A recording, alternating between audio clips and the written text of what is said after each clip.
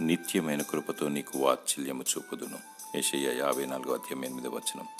తల్లి గర్భందు పిండాకృతము కాకముందే దేవుడు నిన్ను ఎరిగి ఉన్నాడు. ఈరోజు ఈ వాగ్దానాన్ని దేవుడు నీకు అనుగ్రహిస్తున్నాడు. మహోన్నతుడైన దేవుడు మాట తప్పనివాడు. శిశువుగా జన్మించి పసికందుగా ఎదుగుతున్న నాటి నుండి ఇంతవరకు నిన్ను కాయిచున్న దేవుడు, భద్రపరుస్తున్న దేవుడు. నా కృప నిన్ను విడిచిపోదు అని సెలవిస్తున్నాడు. అధైర్యపడకుము, నిన్ను నిర్మించిన వాడు నీకు దేవుడై ఉన్నాడు. నీపై సర్వ అధికారము నీ దేవునికే కలదు. మనుషులు వట్టి ఊపిరిని పోలి ఉన్నారు. మనుష్య చోరులు నిన్ను అపహరించాలని, హతమార్చాలని యోచన కలిగి ఉన్నారు. నీ శత్రువులను ప్రేమించుము, క్షమించుము, ప్రార్థించుము, వారిని దీవించుము. దుష్ట తలంపులు లయమైపోవాలని, దురాత్మను కాల్చివేయాలని ప్రార్థించుము. సత్యమైన దట్టిని కట్టుకో, విశ్వాసమైన డాల్ను పట్టుకో, నీతి అయిన మైమరు తొడుగుకో. ప్రభువైన యేసుక్రీస్తును స్తుతించు, విజయాన్ని సాధించు. ఈ లోకములో ఉన్నవాని కంటే నీలో ఉన్నవాడు గొప్పవాడు. నీతో వాదించు వారు మాయమై నశించిపోదురు.